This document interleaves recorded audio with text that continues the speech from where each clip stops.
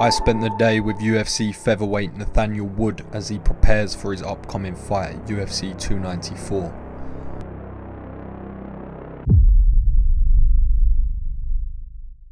Yeah, good boy. Now I've got to get him to wait. Up, wait. Sit. Sit. Good boy, wait. Good boy, come here. If another dog humps him, he goes egg shit. So. Out. Oh, out. Do you do this every morning? Every morning, but I don't come here. Yeah. So every morning he gets about 40 minutes. Because when I wake up now like an old man, I need a coffee. Straight to Costa, walk him, usually drop him back, then come to the gym, or I bring him to the gym, depends if I can be asked to have him with me. Get home, let him have 10 minutes in the garden, like I've got a spring pole for him, so he like tugs that. Have a nap, like an old man again, and then chill for an hour or two and then walk him again.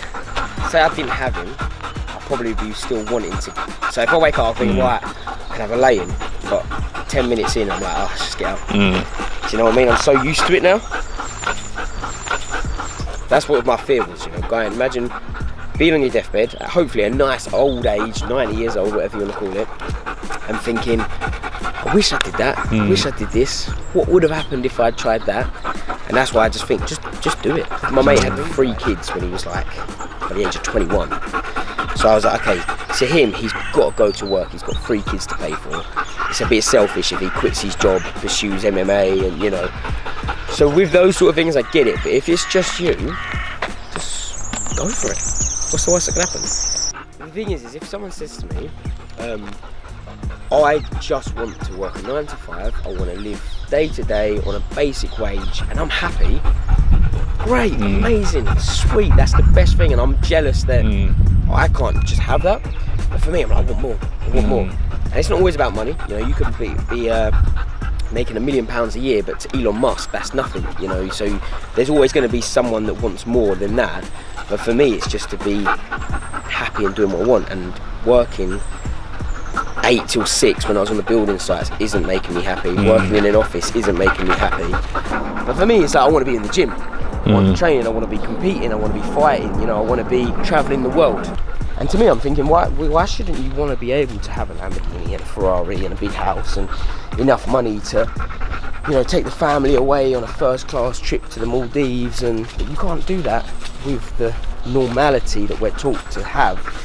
So that's why I'm like, no, I want to be UFC champion of the world. Nathaniel, the prospect one. Okay, Chase, all try and go cross wrist if you can. Nice. Settle there. Underhook head control. Underhook head control.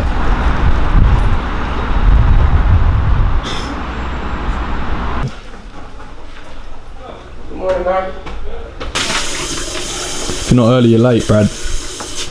Yeah, 100%. No, the phrase is this. Over. If you're early, you're on time. If you're on time, you're late. If you're late, it's unacceptable. I'm going to live by that. You should do. And the other one is, how can you fly like an eagle when you're working in Turkey? Yeah, I see. Brad Pickett wizard. So you're the turkey, Brad? That's like morning. So the 2 charities that I'm working with a lot lately, very close to my heart, is one, the Paul Strength Charitable Trust. They helping with kids, you know, kids that are terminally ill, kids that have got really, you know, bad illnesses at a young age, cancers, things like this, and they build all these funds for them, and they go along and they help all the different individual charities, and obviously, you know, protect the kids, man. You know, you've got to have these charities, they're looking out for kids and stuff, you know, they've got their best interest at heart. Absolutely honoured to be working with. I'm actually now a patron for them, so, you know, to represent them is a good feeling. And then the other one that's very close to my heart is Power of One, which is a platform, and it is for dogs. Now what they do is they're like a middleman, so they raise the funds and they go around the world and they help all the individual people that can't build up funds, you know. So there's a lady in Egypt and she takes in all of these stray dogs. She took in a dog that was actually stabbed, that she turned up at a doorstep stabbed, right? That's how sick some people are in this world, and fortunately the dogs survived and everything's okay. But they go around and they help financially support these individual people. And obviously a lot of people suffer themselves, you know, mentally and stuff, having to deal with things like that. They go away and they find out who needs the money and they help them individually. So yeah, they're the two at the moment which I'm really working close with. Yes and no. So like lately, because when I get a fight, I'm usually more like just fucking win, go hard, destroy, you know, win at all costs. But how you should spar is, you know, go in there with an idea. So out of camp, I might be like, right, let's work elbows today, like with elbow pads, you know, or let's work takedown. Whereas now I'm like, right, I'm just going in to win, get all the rounds in, win all the rounds. If I don't, why didn't I win the round? And, you know, just get 100% ready for the fight. Do you feel like, I know you said before, there's a bit of a target on your back. Do you feel that pressure every time you come into the gym? Oh mate, every time I see the boys warming up, I'm like, oh, here we go, you know, because I'm the UFC guy, I'm the guy that they want to get to, I guess. So yeah, they're my teammates, but they beat me, that's a win for them when they leave, you know. What's the goal for today then, in today's session? Beat them up. I'm going to go in there and beat them all up and yeah, stay young. Let's get it.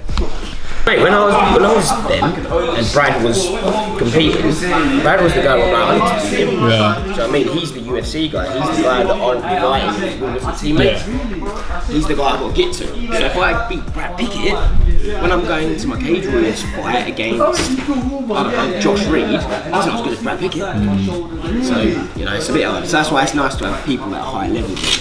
Because got nothing to lose, right? And I guess it only keeps you sharp, right? Only keeps you sharp between the eyes because you have to be, right?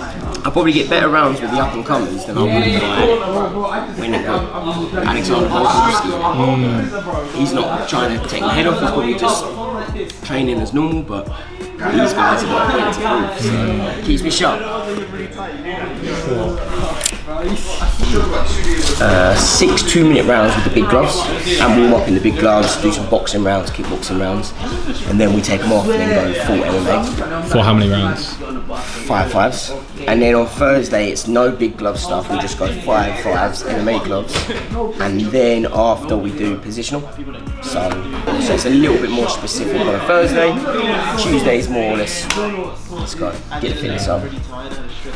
That's the great thing, sparring is the best thing for fitness. It's the most realistic to a fight. So someone said to me once, they said, pads gets you ready for sparring, sparring gets you ready for a fight. It's the most realistic. And for me it's about what I think the most beneficial thing in sparring is just getting that timing, hand-eye coordination. So okay, it's easy to hit a 1-2 on a pad when the guy's holding it like this, but you've got to hit a 1-2 when the guy's moving his head or he's in and out. You know, it's just about getting that spatial awareness, if you like. That's probably the most important stuff, I think. So yeah, I had 2 years where it was just back-to-back injuries, and that was a dark. That was the hand and the knee, right? That was 2 hand injuries. So that was one, got better, then it broke something else in the hand, and then obviously had to have time off to heal it, rehab it, get back to normal. So them 2 years were very long, boring 2 years. So yeah, we're here now. Squeeze! This guy like an important football match. How old is he today? Avoiding injuries, literally. We were just talking about. Where would you rate Barry's hand wrapping abilities? 8 out of 10. Where could he improve? Sometimes not as tight. Sometimes I feel like the blood circulation stopped in my hand. I do feel that is my most common insult sometimes. But yeah, if they're annoying me or I'm annoyed with them, I kind of do it on purpose sometimes. Close the eyes with the left. Up down to the right.